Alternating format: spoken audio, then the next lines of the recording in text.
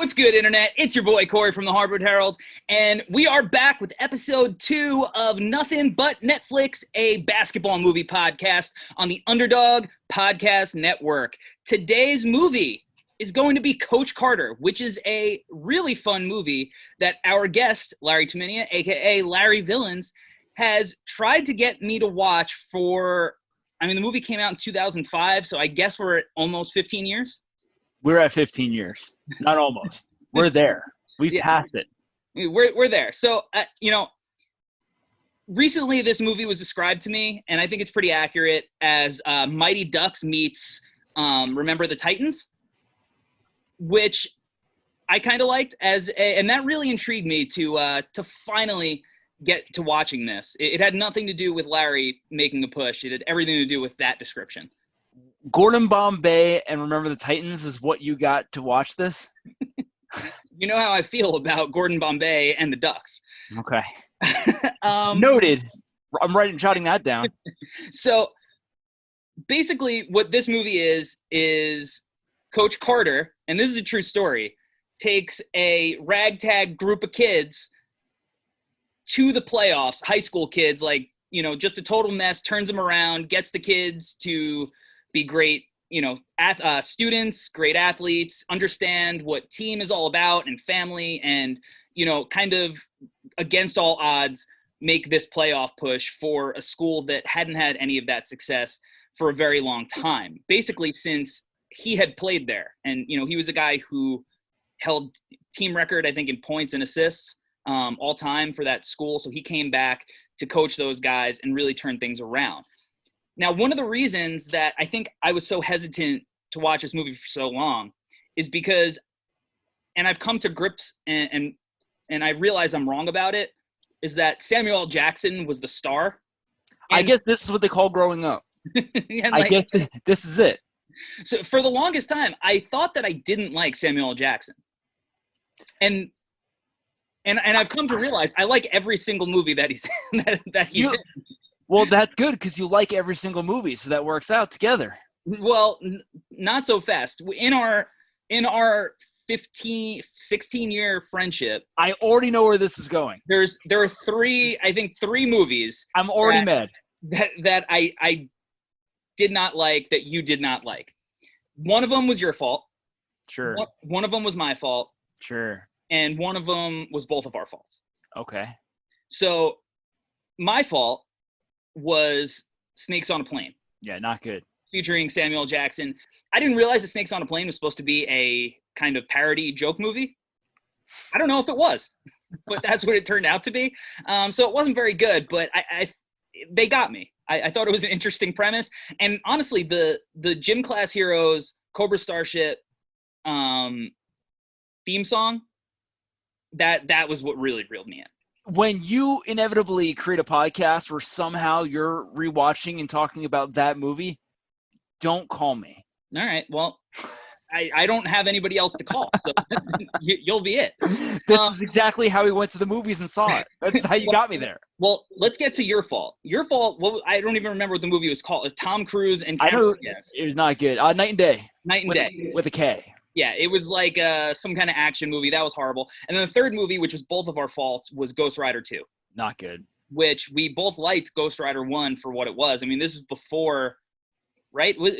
Did Iron Man come out yet when Ghost Rider 2 came out? Right, Ghost Rider 2, yeah. I'm going to go yeah on that. Yeah.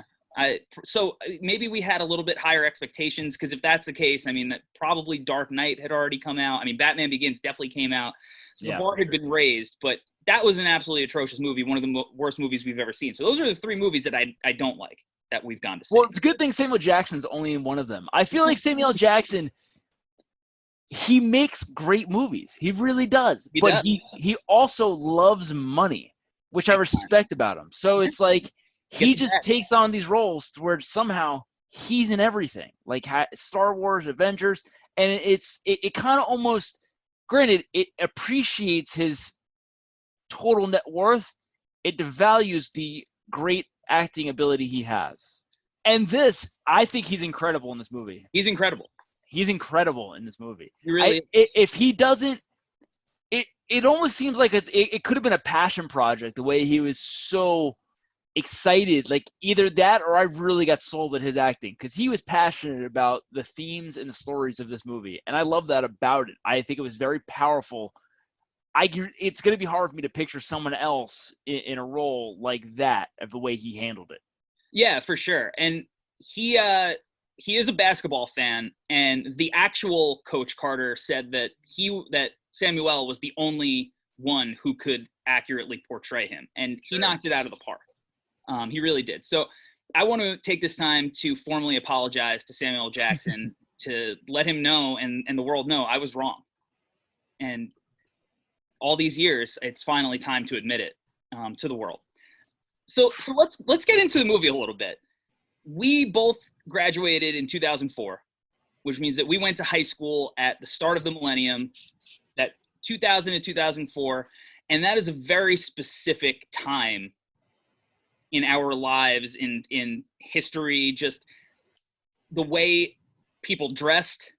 I mean, this movie, you watch it, if you grew up in any capacity around that time, this movie takes you back exactly to those moments.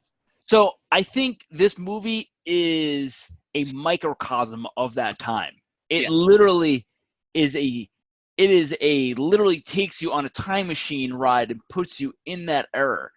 And I think that's one of my favorite things about the movie. I really enjoy the way they did that. They did such a good job of going this deep details into fashion, music, mannerisms, slang, different words, and everything they used were so viable at the time where they knocked it out of the park, where it's almost, again, I don't know how the director went that far into detail without getting somebody's views who were 18 years old at the time for them to be able to do it. Like an example I can think of that drives me insane, that just feels out of touch, is in the first Transformers movies, you have the two Autobots that are supposed to be, I guess, the slang wild Autobots. Yeah. And everything they're using is just so out of touch where it's not funny. I don't know who this is for. It's like they're making that almost for, old white guys to think what slang is. Right. Compared to, and now they did a great job with it. And you watch those Transformer scenes back, and they don't hold up. Not at all. They don't hold up because it's not authentic. It's not authentic. So that's where everything in this passes the genuine test. Everything comes off very genuine in this movie. Whether you love or hate the time, they take you into that time machine, and you're in that time. Yeah, 100%. And so, I mean, the movie's supposed to take place in 2005. So this is right around that time, a year after we graduate. What is the most 2005 thing about the movie? Ashanti. No. I think one of the options. I'm gonna read you off some of the options. Go for it. That are right. Rockaware. Okay. Has a legit fashion brand. Just baggy clothes in general. Headbands as a fashion accessory. Ooh.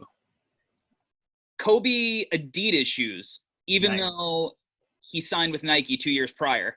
Nice. A half and half Celtics jersey. I like halfway, that. Half home. Good time. In Ashanti's room, she has a Chingy poster.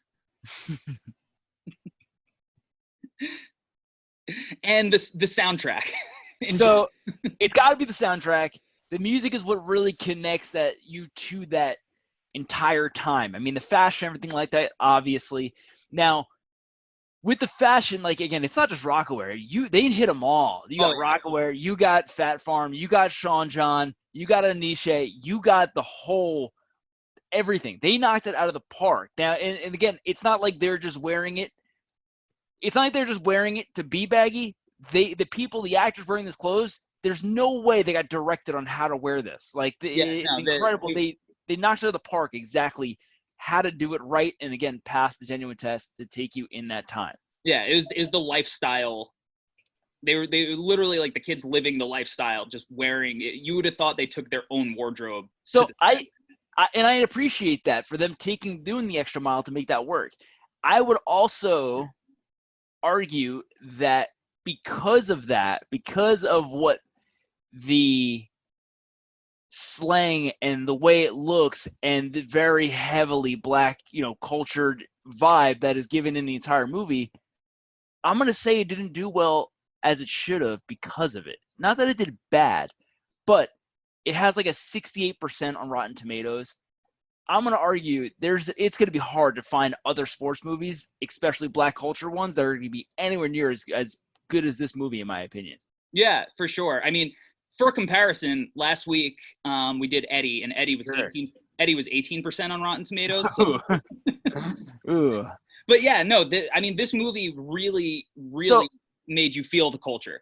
I guess my counter to that is I don't know what Remember the Titans is on Rotten Tomatoes. I'm going to assume it's high. Yeah, I would say so. So that being said, like I love this movie just as much as it's close up there. Remember the Titans for me. But I bet you Mighty Ducks is not high on Rotten Tomatoes. You average that out, and sure. maybe where the 68% goes. But back to the soundtrack, fabulous. The aforementioned Chingy, nice. Early Kanye West, Twista, Akon, Lumi D. I mean, that is like Little John. That's it, Little John. Yin Gang Twins. Oh, that's an all-star team of early 2000s hip hop. Like just the club scene alone, I don't even know if that exists anymore. Like that version of a club. I mean, again, I can't tell if I'm old or if that actually doesn't exist anymore. It's definitely not existing the way it is in the movie in regards to Reggie Miller jerseys and backward hats and headbands. For sure. My one take, though, my hot take about some of the music here and that club scene and just clubs in general is Get Low, the song. Ugh. I think that it might be the most played song in the history of music. Well, that genre and that era alone, I mean, kids still listen to that in versions of clubs today. That's what I'm saying. That genre of music at that time, though maybe less appreciated by the elders at that time, I guess now that we're catching up to being that version of the elders, it is by far some of the most appreciated music there is, in my opinion. Yeah, definitely. And you go to a club, no matter where you are, every club in the country, and I'm sure around the world, that song is played in some capacity at that night, probably multiple times. So that's my hot take. So if anybody wants to debate me on that and tell me it's like a Beatles song or something, I don't know. I don't hear the Beatles at the club. Guess they don't slap like that. That's a point. I do want to talk about Channing Tatum in his first role. Because, you know, watching it, like, he was good in it. He played his role perfectly, but, you know, I would have never thought that he'd be like a megastar after this movie. I mean, after this, I don't know. I guess somebody took the chance at step up. I mean, that was the break from here, right? It had to be step up from here. Yeah. So, and that's where they just took a chance. I mean, for his first movie, they gave him a lot of lines. Like, he talked a lot, and he nailed it. He did. What that character, what that person was, of what that original John Cena character is. Like, they nailed it at that time, for sure. Yeah. I mean, everything about him in that role, there was somebody in your life, if you were around basketball around that time, who looked like that. For sure. Who dressed like that, who just, you know, was wearing all of the clothes that you would watch in a rap video that, you know, where we grew up, he probably got in, you know, sweats and jeans or, you know, a store like that in the mall. For sure. Yeah, he very much so represented that, which, I mean, leads me to believe, I feel like that was him when he was younger. Well, I think that just, again, it gives you the whole high school experience. I mean, not just Channing Tatum, but just everyone in general is that this is just what fashion was. And it happened in regards to, you know, a school like the one in the movie where it's actually, you know, this school's doesn't seem to be in a great city, great location, everything like that, compared to, you know, suburban schools that are maybe not as bad of areas. However, they still dress exactly the same, treating that they are. And speaking of the contrast of, like, you know, the two different kinds of schools, you know, when they get to the Bayville tournament in that gym that they end up winning, if you look at the lighting, it's lit up so bright. Sure. It looks like money.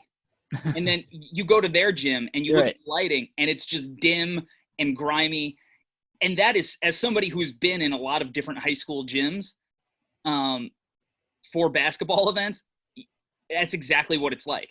You go to some school on the right side of the tracks, and it almost could represent like a Division III college court. Whereas, one of the other schools might look like it's been there since, the 60s. That's where I think the director and the film editor do such a great job, again, with small details just like that, where it almost comes across as a passion project, as if this is a story that he wrote, Yeah, and that he was excited to be in. It almost comes off as that he wrote, starred, and directed, a movie. Like, it was a passion project in that regard. And that's just, they did a great job with those small little details to really give you the real feel of the experience. One of the other ways that you get that real authentic experience in a sports movie, which is so important, is whatever the sport is, the sports scenes have to be good. Sure. And in a movie like that has basketball in it, where everything moves so quickly, I mean, it's really easy to screw it up. And I thought the basketball scenes really held up. I think they were really well done. I think it might be the best basketball scenes in a movie. I've watched it 3 times over the last 2 days. I'm not, again, I also seen it on a date in 2005. It didn't work out. But I also watched it 3 times in the last 2 days. Now, I can't think of another movie where everybody looks fluid. Everyone looks like they've actually dribbled the basketball before. The shot, you take certain shots from certain people in different movies, like their form is horrendous. Right. They did a great job, I think, across the board with the actual basketball and style of play as well. Sure, I'm sure not all these kids can play basketball, but they did a great job. If it's just film editing, whatever the case may be, it led me to believe that these kids actually can play basketball, and it seems like you're watching a high school basketball game. Yeah. I mean, it's definitely up there for some of the top scenes. Like going back to last week's episode where I did Eddie, literally every basketball player on the floor is pretty much an NBA player. So the basketball scenes look pretty good. I haven't seen Eddie in easily 20 years, so. But this movie, like, everybody that's playing, they're like the main stars, they're actors. Pretty much, for sure. And that's where the difference is. It's not, Rick Fox and Mark Jackson right. acting, but they're basketball players first. Like, a lot of these guys are actors first. Like, Channing Tatum didn't play basketball before he filmed this, and he had to train very hard. Right. The actors themselves, they trained 5 hours a day playing basketball. That's like, and that dedication to be able to come off with the realism, I think that's important, in this actual movie in that regard. I think that you see the work. Yeah, for sure. And like, the other thing about that makes this movie so great is, the teamwork aspect and the whole point of the movie about him trying to build them up as men and get them to play the game the right way and live their lives the right way. I mean, when, Cruz quits in the beginning and then he comes back and Coach Carter tells him that he has to do 1,000 suicides and 2,000 push-ups by Friday, or he can't come back to the team, which is an impossible task. And then Friday comes, he gets close, but doesn't actually make the cut. And Coach Carter says, "Thanks for coming. Don't show up tomorrow." And then Channing Tatum's character makes the move and says, "I'll do some push-ups for him." And I think that's also big because it's also showing, because Cruz at that time in the beginning of the movie has been messing. He's been joking. He's been teasing Channing Tatum's character. So for Channing Tatum's character to take that first step, I think it's a big first step in showing that, hey, all jokes aside, I will step up for the teammate. We are a team. And I think it's an incredible point in the movie, and I think that's where it's capturing the most important thing, and the thing that I love about sports is stuff like that. It's just the team aspect. We are a unit as one. It divided or individualism will not succeed. Right. I mean, like, the line is literally, one person struggles, we all struggle. One person triumphs, we all triumph. And I feel like that scene, like, it gave me chills. That's the embodiment of why you play sports. 100%. So you could lift somebody up on your shoulders when they're hurting, and knowing that they'll do the same for you when the time comes. So that scene in itself is incredible. Like, and then, there's a ton of other scenes that give you the feels throughout the movie that we'll get to later. But some of the other things, the basketball, when they go on the winning streak, right? And they're rolling, so they get a little cocky, they're talking trash, kind of taunting or whatever. Cruz pulls up for 3 on a fast break at one point, and Coach Carter is not happy about that, even though he hits it. Talk about ahead of your time.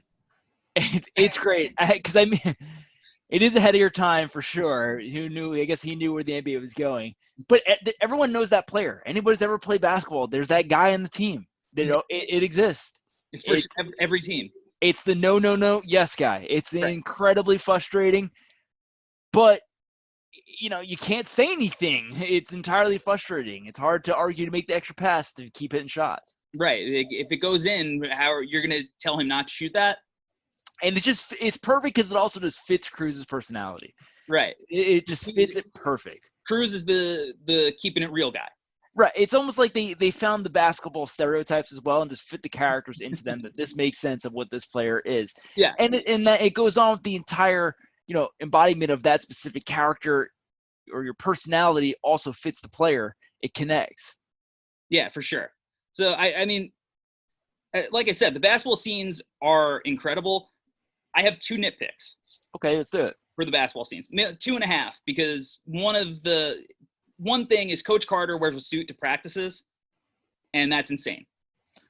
Because you can't demonstrate anything. It's going to be really hard to do that in a suit. I get his point. He's trying to be professional and everything, but you could still wear athletic clothes to practice. Sure, I buy that, as well as they're also in California, and there's a lot of bubble jackets going on. I'm not sure. Even in the winter in California, I don't know about bubble jackets. A bubble jacket is very well insulated. Right. It's very warm. Sure. You're warm in a bubble jacket when it's snowing. Like, maybe from being from New York, that's why I see these fashions. I'm like, yeah, that makes a ton of sense. You're right. But in California, I don't know where. Can you buy these clothes? Can you buy a jacket in California? I don't know. You might. You have to do it online at this point. Right. So one of my other nitpicks is in the tournament versus Bayville. So they make a comeback. Bayville goes up 1 with 9 seconds left after hitting a free throw. So we're in a dead ball situation. Bayville's coach does not have them put any pressure at all with 9 seconds left, up 1. Sure. Not even a light pressure. This was after the missed free throw when Trey Lyle, Channing Tatum's character, got called for the block. So they missed the free throw and they get the ball. And then, so then Trey Lyle gets called for a block. They missed the free throw. He says, why they missed the free throws? Because they're tired. Yeah, but this and then this is the last, right. Right. And then, yep. And so he literally, shame on the Bayville coach. Because just some light pressure. You don't have to full court press, because obviously if they break it, it's a layup. But make them get the ball up the court in a hurry so they don't have time to think about what they're doing. So that's just a bad coaching error on his part. He deserved to lose that game. I think it was also cool in that scene where Damian, the coach's son, option number 1 wasn't there. So I thought that was a cool twist to the actual scene. It's not common in sports movies where they drew up a whole play and immediately didn't work, and it didn't work. He had to switch to option 2 and just go in for a good shot. I think that was a cool addition to the scene. I don't know how real that is, but no, that's how it works, right? That's what it's real in real life, but really what happened in the story.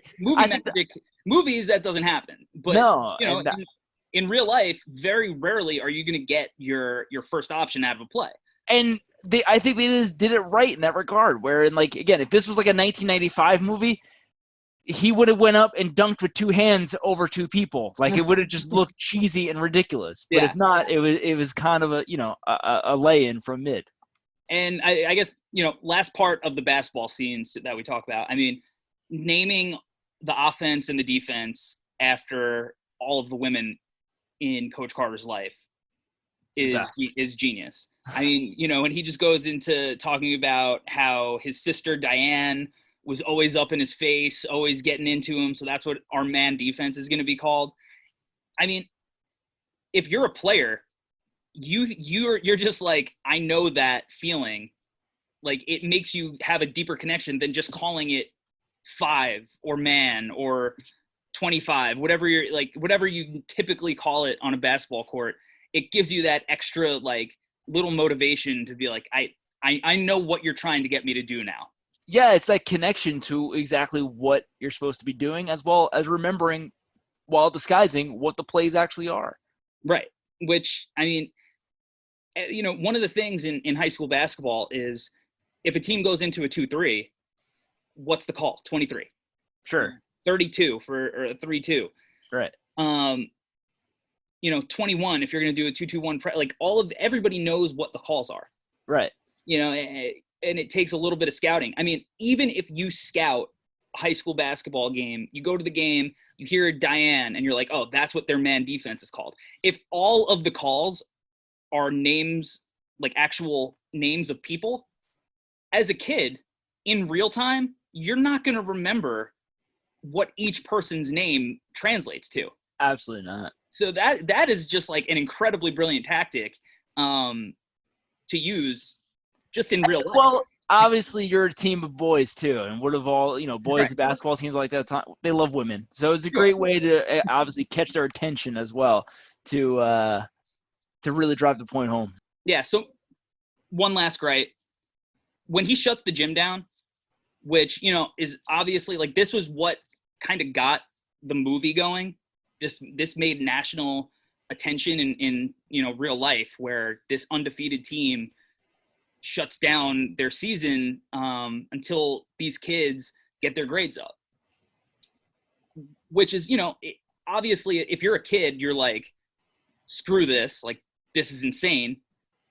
But you can appreciate what he was trying to do for them. And I think, if you go back and you read some interviews and whatnot, the kids appreciate what he was trying to do in pushing them to, live up to their commitments and be the best version of themselves.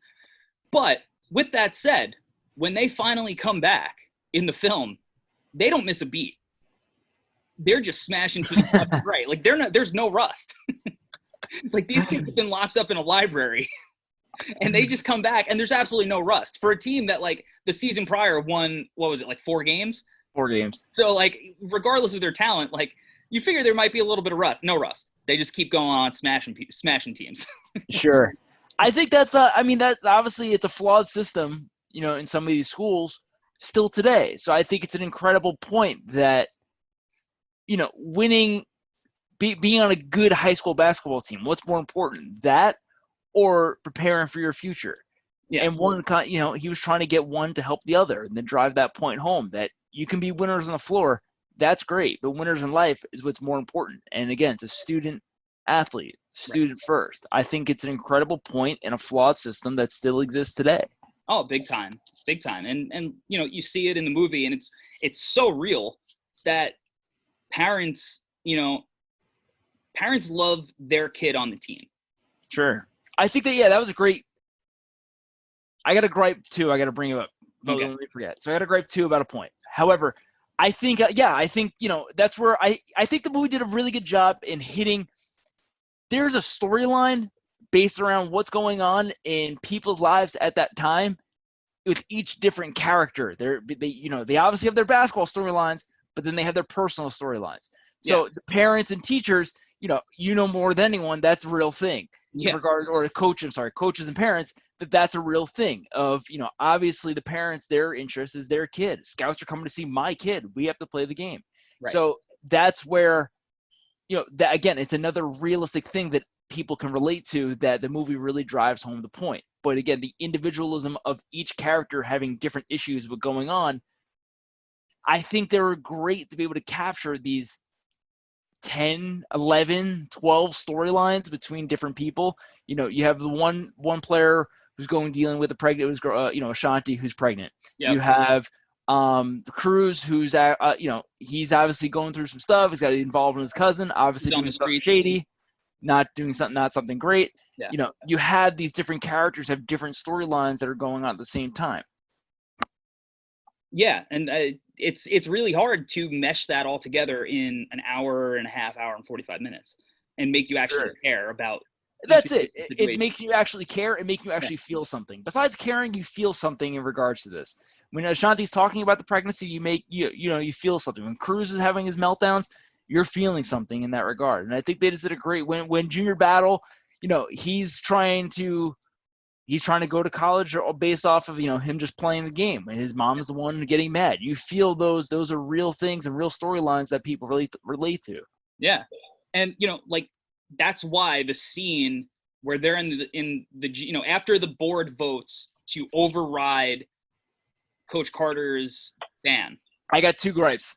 Okay, well, so after the board votes, the players, you know, take it upon themselves to continue the ban until they get their grade point average. And that's what leads to Cruz's scene, which is like the Dead Poet Society, you know, "Oh, Captain, my Captain," where he, you know, does that, you know, long quote about what my deepest fear is, which is, you know, Coach Carter has been asking him from the beginning, because he's a kid who acts so hard and has this hard exterior. But when it comes down to it, you know, he is a human being with real emotions. Funny thing about that quote, which, you know, basically is him saying my biggest fear is being the best version of myself and being successful, which I think is something that everybody feels. You know, taking the chance to be great is hard when you have so many different things pulling at you from different directions. But that quote in particular is attributed to Nelson Mandela. Right. Not actually by Nelson Mandela. Right. Correct. Is this your gripe? No, that's not my gripe. I mean, I know those things, not my gripe.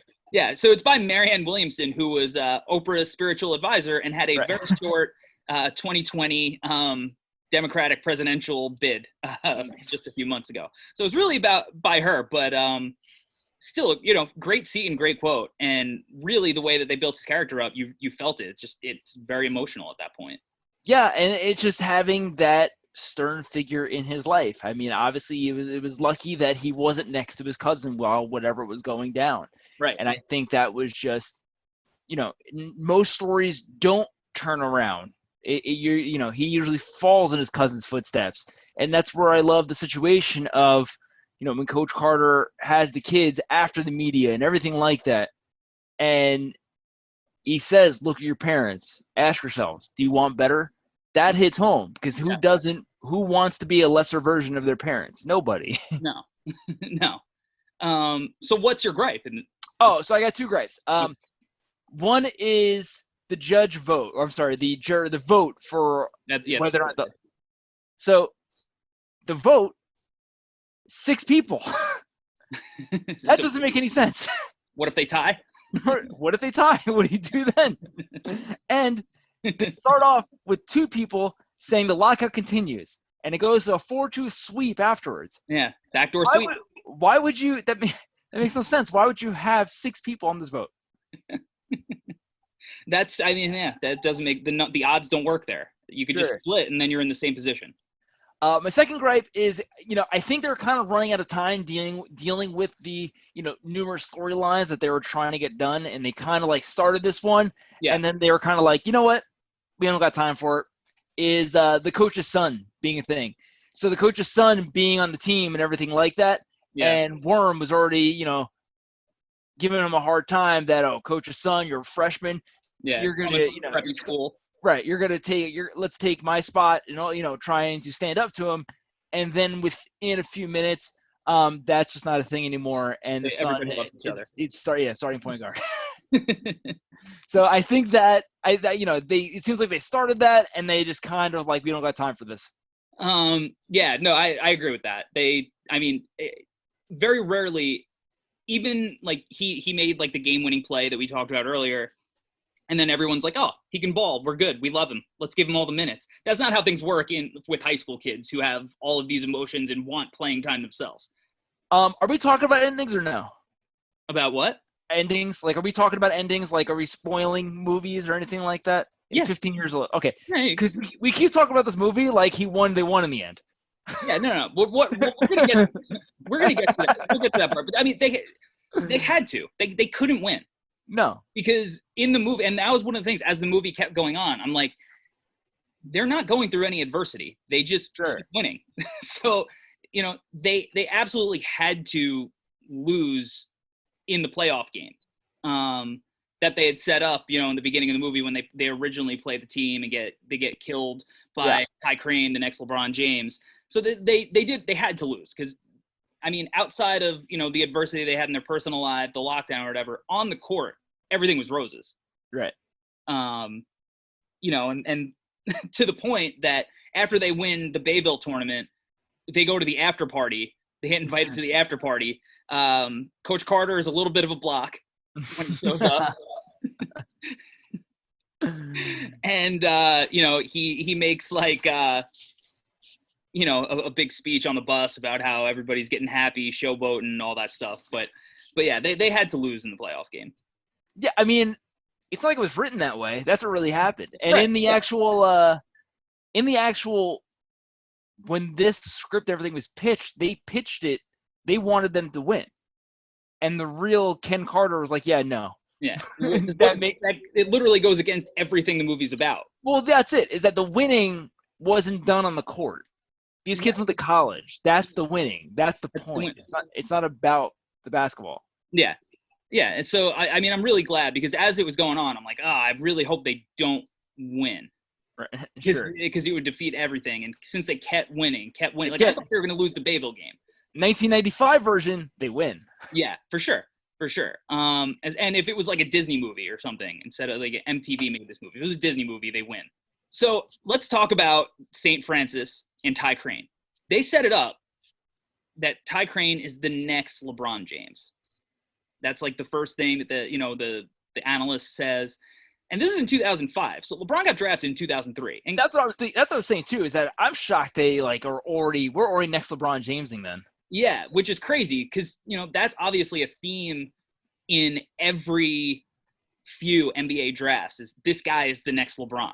As well as they had to be filming this movie, obviously. I mean, the movie was released January 13th, 2005. Wow. So it's not even like this was heavy into 2005. So they had to be filming early 04. We're not even done with LeBron's first season. Yeah, which is insane. Everybody knew LeBron was a can't miss prospect, and he had been famous at that point for a couple of years already. But I mean, had LeBron played a playoff game at that point? I don't. Nope. So that was an interesting part of the movie that makes you be like, oh wow, this kind of holds up a little bit just from the jump. But so I wrote a little scouting report on Ty Crane because they called him the next LeBron. Well, first off, it's kind of weird that they actually chose the next LeBron. Like, it obviously makes sense because LeBron – it makes sense today because LeBron's great. Yeah. But this could have been a different – like, let's say that didn't work out because, it's so early on, then this feels completely out of touch. Yeah, I mean, if LeBron gets injured. It's like this could be the next Dwight Howard. It started off great and straight from high school and everything like that. That very well could be something in the movie a few years later, like a same idea. It's the same idea, and it's around that time as well. Right. So that was a big risk, and but what I think is funny about it is that watching him play, I'm like, this guy's the next LeBron James. No way he lives up to it. Right. So here's what I got. One, he's a lefty, which I do love. He looks he's like 6'7", 6'8"-ish. Sure. Probably decent wingspan, but it doesn't look like it's anything crazy. Wasn't a blow your mind athlete. He might look that way on the court with other high school athletes, but he's not like this outrageous athlete. The next Waldang. Well, doesn't have a big right hand. Pretty good stroke. But at the time we're shooting a lot of mid-range jumpers, so we don't know if he could stretch it out. Sure. Bit of an attitude problem. Complains to the refs, talking a lot of trash. He does hit the game winner. I'll give him that. So he's clutch. Sure. But are we sure he's not the next Michael Beasley? Nice. Or the first Michael Beasley. It's probably the first Michael Beasley. That fits the description pretty well right there. It's hard to argue that. So think about it. Like, how does his career play out? I mean, because he's going straight to the pros. Right. You get named the next LeBron James. You're going straight to the pros. So I think it goes like this. How his career plays out, I think in a sense, use the comparison of Beasley, which I agree with. However, I think it's going to be based around the team that drafts him. It's to see what team that he goes to. He goes to a great situation. It's a different story compared to, not. I don't think he would be a can't-miss prospect where if he went to Cleveland in 2003, he'd make it work. Let's flesh that out. Let's see. Let's talk about where he's going to get drafted. Right. So this is the 2005 draft. Okay. First overall, Andrew Bogut. Second overall, he goes to Milwaukee, I believe. Second overall, Marvin Williams to the Atlanta Hawks. Sure. Third overall, Darren Williams. So Utah Jazz. Right. Fourth, Chris Paul. Fifth, Raymond Felton. Sixth, Martell Webster. That's our first prep to pro. Yep. 7, Charlie Villanueva. 8, Channing Frye to the Knicks. Great rookie year. 9, Ike Diagu. 10, Andrew Bynum. Some other guys who got drafted straight out of high school from that draft. We have Gerald Green, who was ranked number 1 overall that year. He went 18th to the Celtics. We have Martell Webster, like we said. He was the 4th ranked prospect over high school prospect in that class. He went 6th. Andre Bloch, 5th ranked high school prospect. He went 49th. Lou Williams, 6th ranked high school prospect. He went 45th. Bynum, 7th ranked high school prospect. He went 10th. And then Monte Ellis, Monte Ball have it all, 3rd ranked high school prospect. He went 40th. So we're in a time that I think teams are already starting to get scared off a little bit by the high school to pro prospect. Because some of the guys, Lou Williams, who's still balling, but 45th. Monte Ellis, 40th. Andre Bloch, 49th. These guys going so late. I mean, even Gerald Green, who is a jump out of the gym athlete with a stroke, goes 18. And Martell Webster, who's the first high school prospect taken, he goes to Portland. You're coming out of the Jailblazers era. Right. You're trying to draft a good kid who is from the Pacific Northwest. So that's almost like maybe just an error in judgment based on situation. And then then you got Andrew Bynum, who's just a huge human being, and bigs are still kind of, in vogue at the time. So where does he go? Who does he go ahead? I mean, I'm thinking he's going probably in the 6, 7, or 9 spot.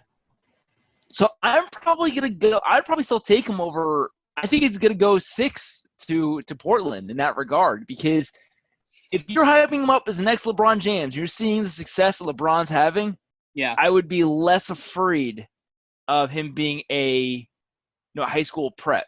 Yeah, that's true. That LeBron moniker probably gives him the nod over a guy like Martell Webster. And if he's the number 1 overall prospect, I think that makes it a little bit easier to take a shot on. So he probably does take that. What I am wondering is, I would have to look into it, because there was a draft that day. The actual first pick the actual Jazz have the 3rd. They have the 6th pick, right? And Portland has the 3rd pick. There was a trade that day. Was that a same day trade, or was that prior? Do you recall? I think it was a draft day trade. So it was a draft day trade. That means he'd probably go 3rd. They probably didn't trade. Because if that's the case, he would go 3rd, because they wouldn't trade him. They want him. Right. So he still goes to, then Portland. He would still go to Portland. Yeah. And then Deron Williams would go to the Hornets. Do you think the Hornets take Deron Williams over Chris Paul anyway? I don't know. I mean, Deron Williams, he had a lot of hype then. It's rough. Chris Paul's still undersized. That's true. I mean, then Ray Felton went to Charlotte. Charlotte. Let's just say, because then Chris Paul will go to Charlotte, and just in theory, who knows what would have happened with that team then? Yeah, I mean, because they were the Bobcats then. They still weren't the Hornets. Yeah, and I think he does go there because, Raymond Felton is coming off a North Carolina championship. He goes to North Carolina, so you have the Charlotte ties. But Chris Paul's at Wake Forest, so he's in North Carolina too. So you're still getting a local kid who's, I think universally was ranked as a better prospect than Raymond Felton. Yeah, for sure. I mean, that changes a lot. I think that's probably how it would have played out. I mean, if they took De'Ron, if the Hornets would have took De'Ron over Chris Paul, who knows? That I'm sure we could deep dive into that, but it's not worth it. But I think that's where it would be in some version of that world of De'Ron going to the Hornets or basically the Bobcats. Yeah, and then De'Ron doesn't go to the Jazz. Maybe Jerry Sloan doesn't retire when he does. It's probably true. I mean, that's a whole different universe. I mean, like you said, like Chris Paul ends up in Charlotte. He's probably a hero there. He could. I mean, who knows? Did Jordan get to buy the team? I mean, we're shaking up the entire universe putting time. Speaking of which, the inspiration for Ty Crane's character is Tyson Chandler. Right. Which is interesting because he plays nothing like Ty Crane. No. Doesn't resemble him even in looks at all. Not even really attributes of like size and body or anything like that. Nothing. No. And Tyson Chandler was drafted before LeBron. Right. So a lot of moving parts there. I read that, and I've seen that before. I don't know. I don't know if they went with that one. But yeah, that's this hypothetical draft. I mean, Ty Crane, who knows? I mean, he probably has like a similar career to Marvin Williams. Sure. Right? Because Beasley would still, I mean, you saw the Nets sign him. Beasley could still get buckets. Right. Like Beasley could still ball. So, that was never the question with him. It was everything else with his personality. So if Ty Crane's got his head on straight, he's probably still playing. No, I think so as well. And I think he would be able to contribute somewhere, doing something. I think it really is going to come down to I think it's going to come down to the team that drafts him. At the time, if the Blazers draft him, you better hope they make it to Brandon Roy in time. Brandon Roy is 2006? What was Brandon Roy? Yeah, I think so. So I think that's where, granted, if they got Ty Crane, maybe they don't get Brandon Roy. So I think that's where, it comes down to seeing. They probably still do. I mean, he's going to be a high school kid coming, Yeah, I guess. Good point. It's not like he's helping him win or anything like that. Right. So, I guess it really comes down to that, to see exactly what the atmosphere will be of what happens will be the outcome of his career. Kind of like, in my opinion, what we're seeing with Devin Booker. Yeah. Yeah. I mean, Devin Booker lands in, a different spot.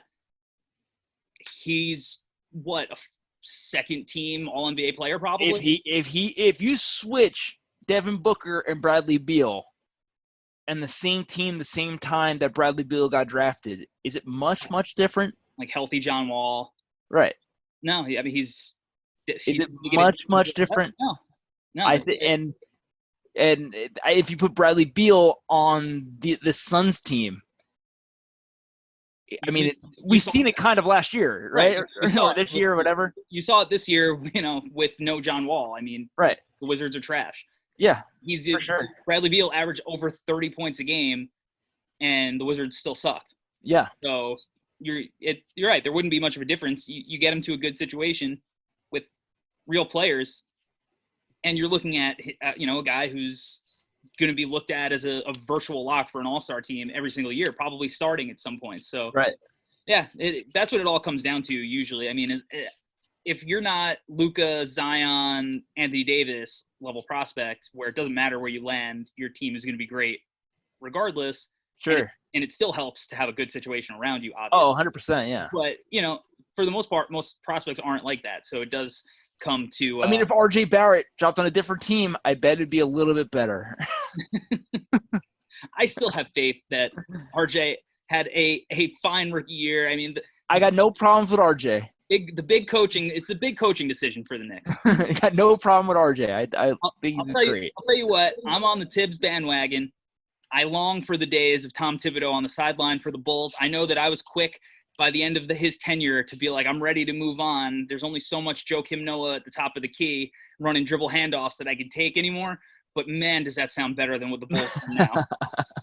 The last segment that we're going to run, and this one's way, way harder than what we did with Eddie, because part of the charm in this movie is that there aren't a lot of big-time stars outside of Samuel L. Jackson.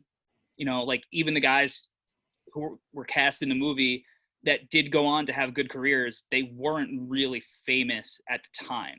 Right. This movie kind of made them who they were. So we're going to try to remake the movie now and recast it, which again is going to be hard. So I wrote out a list of guys to throw out. Who knows if it works? It might work better with just random people that no one's ever heard of. But right.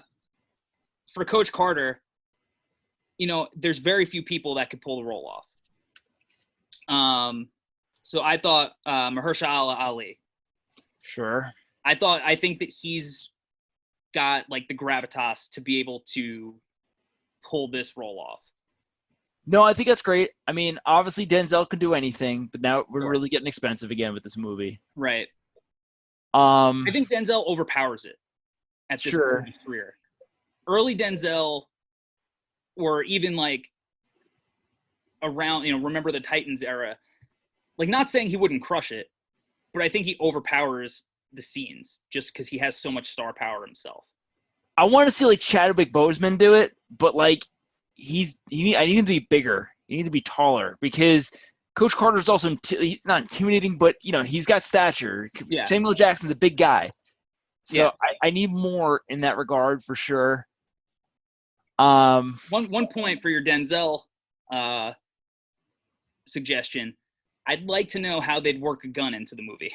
Ooh, that's easy because it's the same way they did it in Remember the Titans.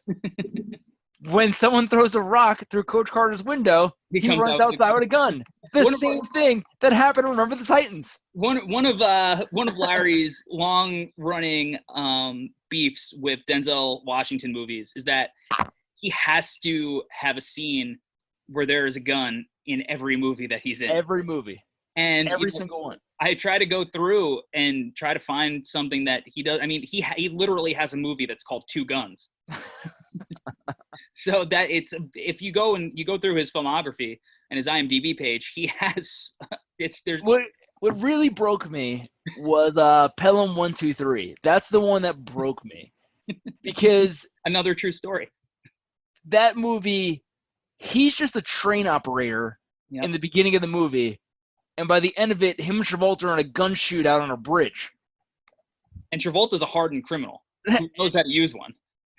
Like, this is what the police are supposed to be doing, and he just went into a full gunfight, and it ends with him walking home with a gallon of milk. Like, he just killed, like, just another day at the office, babe. That it just kills me. Kills me. Yeah, you know, so that's why we can't have Denzel in this movie, because I think we're forcing a gun into it where it doesn't need to be. Sure. So Damian Carter, Coach Carter's son, Robert Richard is the actor. I don't know how much you knew about him previous to this movie, but he was in a television show on Nickelodeon that was co-written by Nick Cannon. Nice. He's not having a great time right now. Not a good time for him. And but it was called Cousin Skeeter. It was with Megan Good and Robert Richard. And basically the premise of the show was about a family, and he lives with his cousin Skeeter, who is a puppet. So I have more questions. So are they do they just pretend that the puppet is like a human? Is it alive? Is it a conscious thing? Yeah. Kind of like Alf? It's his cousin. Yeah, it's like Alf. Okay. So that was where I knew him from. He was also after this he also made a movie with Alicia Cuthbert called House of Wax that had Paris Hilton in it. That was a horror movie. And I think that was the last horror movie I had the stomach to watch by myself, and I don't watch horror movies anymore. So this is not ever going to turn into a horror movie podcast. Nice, but it will, in fact, be a probably like 1 or 2 season at max Nickelodeon show podcast, because there's at least like 50 of those that you can cover. Oh, yeah. I can't wait to go into Wild and Crazy Kids. Right. I would go more of My Brother and Me. My Brother and Me is incredible, and there's a basketball episode where Kendall Gill comes in. That's right. And I actually tweeted at Kendall Gill about it, and he responded to me. Nice. He's super proud of it. So for his character, I really, it's hard because you need him to be, he plays a freshman. So you need the kid to be young enough that he could pull off being a freshman. And what I came up with, and it's all contingent on he has to look good on a basketball court, is Caleb McLaughlin from Stranger Things. That makes sense. Yeah, I really have no idea because, again, the same idea. I don't know many young, African male actors who are up and coming in that regard, because that's what it is. A lot of these kids are no-name actors and everything like that. So it's definitely going to be hard to come up with a full cast of popular names that everybody wants to hear, so they can put a face to what we're talking about. Yeah, for sure. And that's why I'm running through this exercise was hard. I mean, Channing Tatum's character, like, I don't know if you ever watched Euphoria with Zendaya on HBO. I know what it is. Yeah, it's a great show. You should watch it. Like kind of like one of the antagonists in that show, Jacob Elordi. I was trying to think like up and coming kids who look like they're in high school, but also probably are like 25 who look like they could play sports. Like it gets hard. It's hard to cast this movie. I'm going to go with